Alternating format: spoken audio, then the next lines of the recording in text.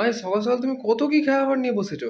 আরে কাল রাতে খাইনি না, তাই ওবেলা রাতের খাবার এবেলা টিফিনের খাবার একসাথে না কমপ্লিট করলে দেখছি না দিন দিন শুকিয়ে যাচ্ছি। সবাই বলছে রোগা হয়ে যাচ্ছি, দিন দিন শুকিয়ে যাচ্ছি।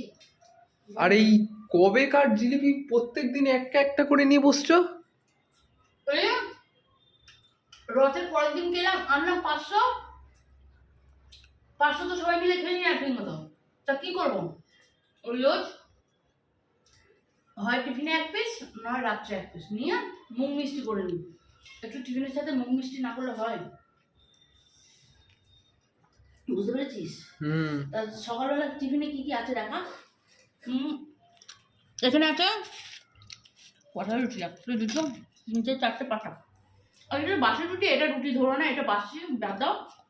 4টে রুটি আছে, শশা, এখানে ছোলার ডাল একটু শুকনো করা, এই ডিমের তরকারিটাও করেছিলাম কালকে, 2টো ডিম আর আলু গ্রেভি ছিল। ছোটো ছেলে একটা ডিম দিয়ে আলু গ্রেভি দিয়ে ভাত খেয়ে গেলো, আর আমি নিয়ে এসেছি। তারপর তো আবার দুপুরে রান্না করতে হবে, তাই না?